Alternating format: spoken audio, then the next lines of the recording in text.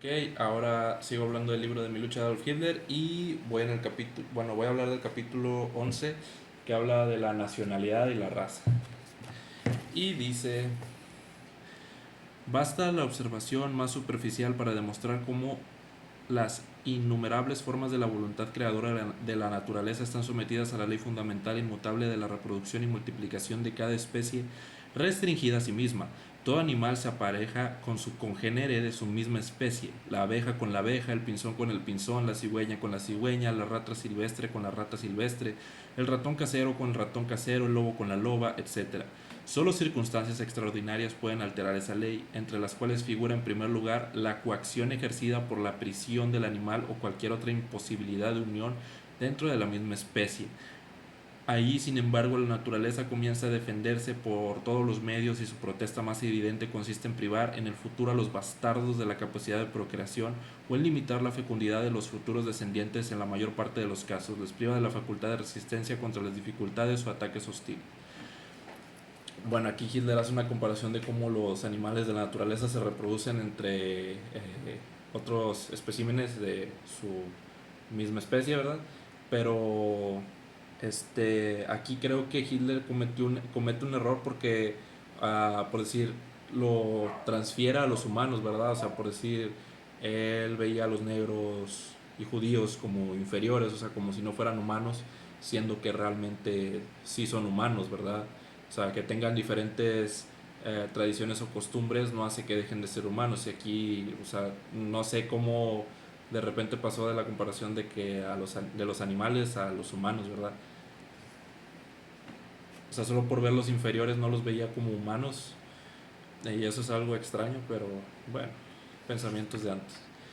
Y luego dice, si por una parte la naturaleza desea poco la asociación, perdón, si por una parte la naturaleza desea poco la asociación individual de los más débiles con los más fuertes, menos todavía la fusión de una raza superior con una inferior.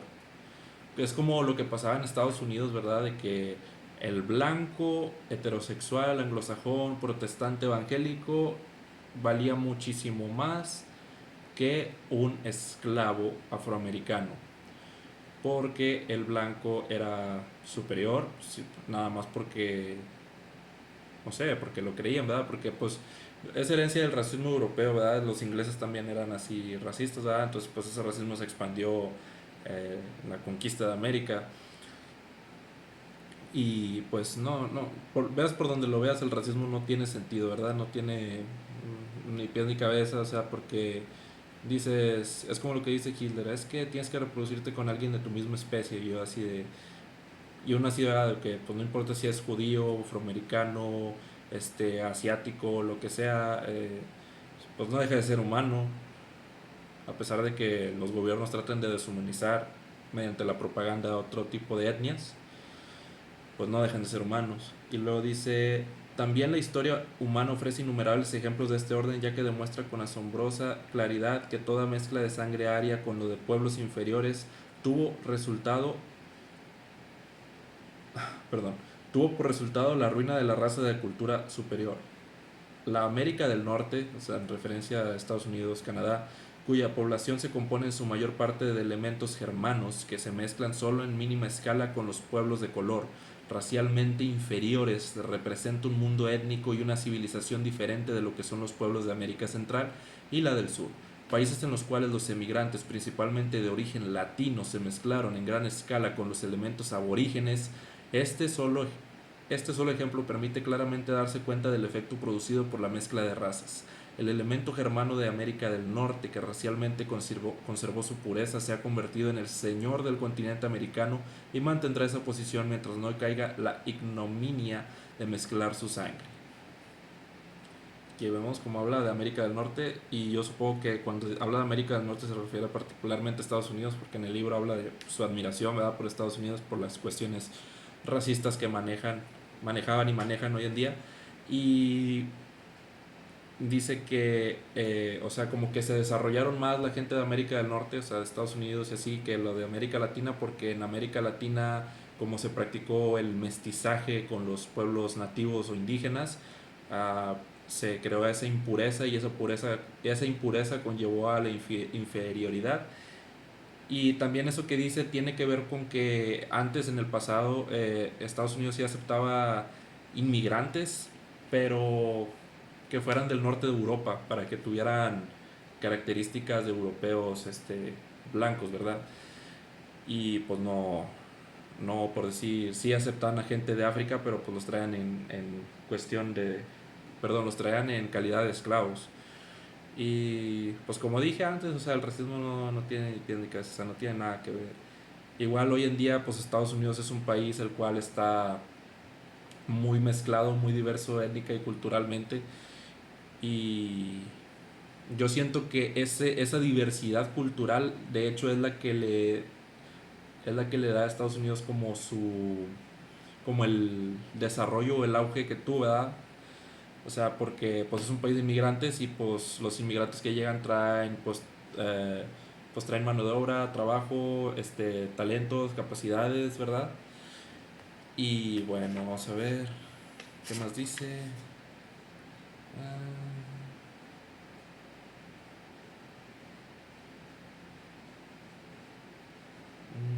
habla más de racismo, de los arios.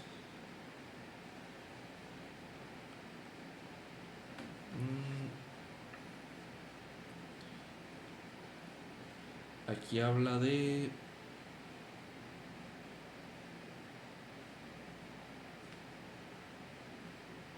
Dice, las civilizaciones fundadas casi siempre son fijadas por el suelo, el clima y por los hombres vencidos.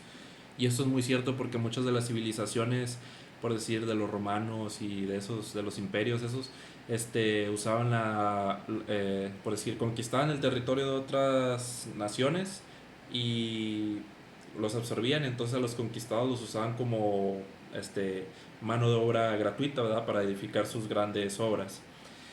Ah, ¿qué dice?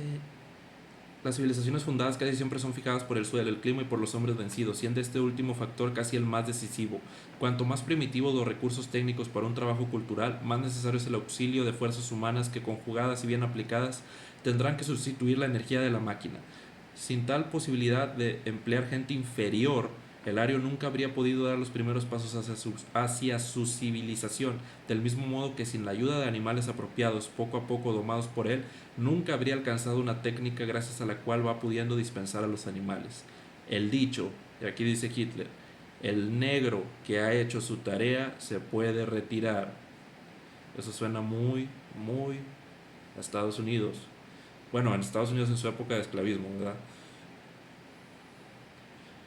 Dice, una de las condiciones más esenciales para la formación de culturas elevadas fue siempre la existencia de elementos raciales inferiores, porque únicamente ellos podían compensar la falta de medios técnicos sin los cuales ningún desarrollo superior sería concebible. Seguramente la primera etapa de la cultura humana se basó menos en el empleo del animal que en los servicios prestados por hombres de raza inferior. Pues sí, a pesar de que suene feo, pues sí es cierto, o sea, pues la esclavitud ha existido por un largo tiempo, de hecho creo que en algunas regiones incluso todavía existe y pues básicamente pues los grandes imperios pues han usado a la gente que han esclavizado, ¿verdad? Como mano de obra gratis, ¿verdad? Y luego dice, no es por tanto por mera casualidad que las primeras civilizaciones hayan nacido allí donde Lario, encontrando pueblos inferiores, los sometió a su voluntad. Fueron estos los primeros instrumentos al servicio de una cultura en formación.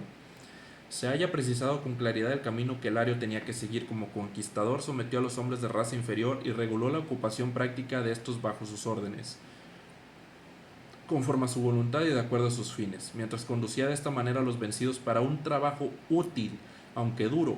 El Ario cuidaba no solamente sus vidas, proporcionándoles tal vez una suerte mejor que la anterior cuando gozaban de la llamada libertad, así lo escribe Hitler con comillas.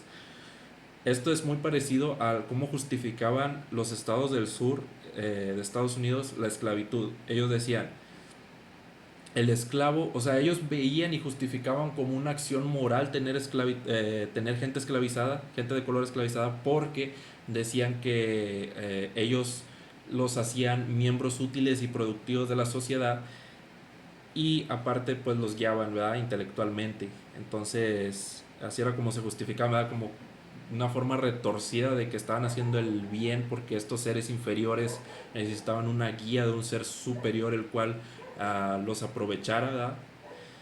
Y,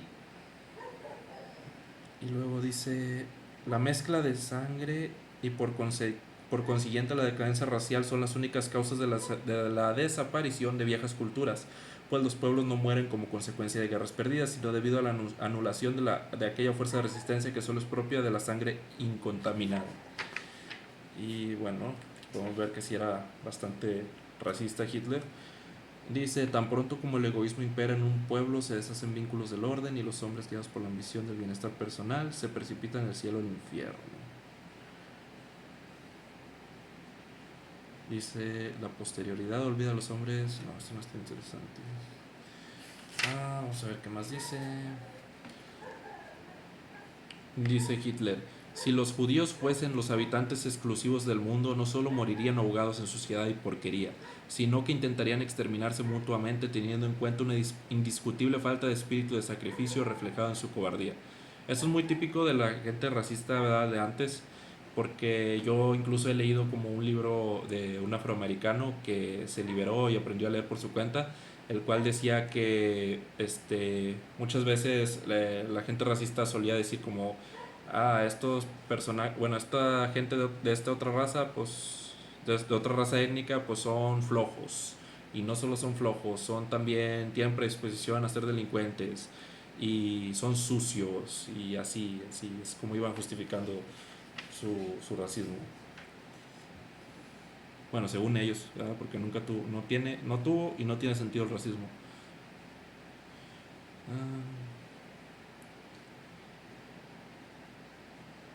Dice, este nunca fue nómada, hablando del judío, y si un parásito en el organismo nacional de otros pueblos, y si alguna vez abandonó su campo de actividad no fue por voluntad propia, sino como resultado de la expulsión que, de tiempo en tiempo, sufriera de aquellos pueblos de cuya hospitalidad había abusado. Propagarse es una característica típica de todos los parásitos, y es así como el judío siempre busca un nuevo campo de nutrición. Como dije, se nota que era bastante racista el Adolf Hitler.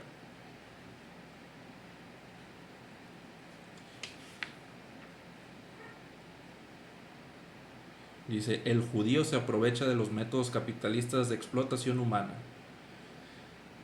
Se aproxima por el otro a las víctimas de sus manejos para luego convertirse en el líder de la lucha contra sí mismo, es decir, en un sentido figurado, porque el gran maestro del embuste sabe presentarse como un inocente atribuyendo la culpa a otros. Ahora va a azuzar al obrero contra el burgués. Y pues aquí está hablando del marxismo con su idea de la revolución. Y pues también menciona bastante a Karl Marx y suele hablar, o sea, cuando habla de Karl Marx suele hacer énfasis en que es judío. Bueno, que era, ¿verdad? Porque ya está muerto. Eh,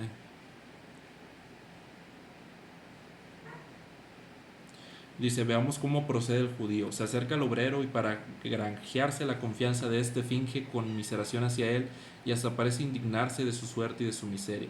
Luego pretende preocuparse por las penurias reales o imaginarias y ayuda a fomentarle la ansia del mejoramiento de sus condiciones. El deseo de justicia social que en alguna forma existe siempre latente en todo ario, el judío lo aprovecha de un modo infinitamente hábil, alimentando el odio contra los que más poseen, dándole de esta manera un sello ideológico a la lucha contra los males sociales. A esa campaña por la destrucción de las plagas sociales le imprime un carácter de universalismo bien definido. Así funda el judío la doctrina marxista. Y luego dice, bajo ese disfraz de ideas puramente sociales se esconden intenciones francamente diabólicas. Dice, esa doctrina debe ser juzgada justamente por sus desvaríos en materia económica y política. Todos los seres inteligentes se negarán a entrar en su séquito y solo a quienes les falte suficiente claridad intelectual o preparación económica serán sus partidarios. Y bueno, sigue con sus párrafos antisemitas, antimarxistas.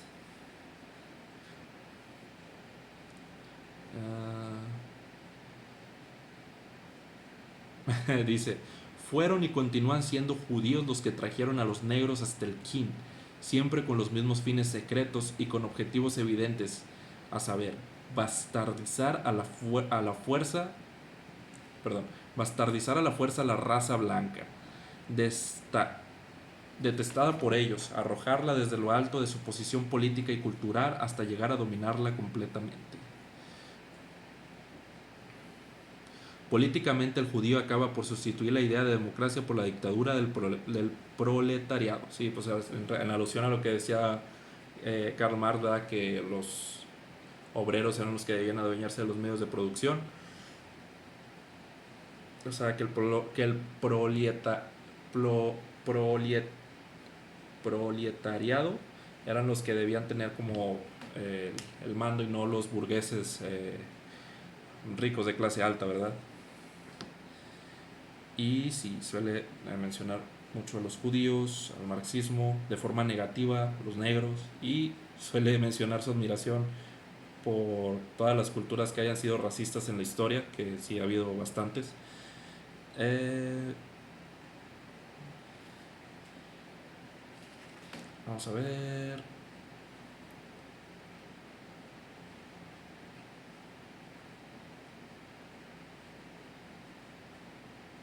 Aquí dice Hitler: todo en esta vida es susceptible de mejoras. Toda derrota puede ser la precursora de una futura victoria. Toda guerra perdida puede convertirse en la causa de un resurgimiento ulterior.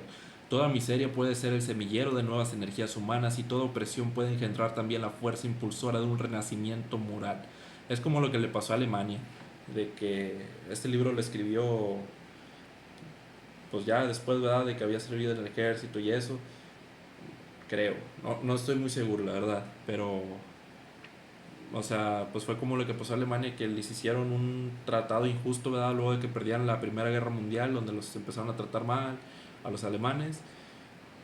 Es que es como siempre en las guerras, no hay bandos buenos, ¿verdad? Porque siempre cuando ves la propaganda de Estados Unidos dicen: nosotros peleamos por la libertad y la democracia y vencimos a los fascistas. Pero bueno, pues Estados Unidos tiene fascismo, el fascismo de Alemania y el de Estados Unidos de hecho se llevaban bastante bien antes de la guerra, y, y bueno, se justifican, ¿verdad? Pero todos eran malos realmente, o sea, porque también, o sea, los otros países europeos que invadieron Alemania pues también eran racistas. Entonces, y también fueron muy injustos con las leyes que le pusieron a Alemania luego de que perdieran con los tratados que le pusieron a Alemania luego de que perdieran la Primera Guerra Mundial, ¿verdad? Y eso pues generó descontento. Hitler aprovechó ese descontento, apeló a los sentimientos de la gente y los motivó, los incentivó a que actuaran, ¿verdad? En consecuencia. Luego dice marxismo. Eh, bueno, aquí también ya el último culpa al marxismo de los problemas económicos de Alemania. Y bueno, eso sería todo. Sí, yo creo que en las guerras no hay algo como buenos o malos, sino que todos son, dependiendo del punto de vista que tú lo veas, todos son malos.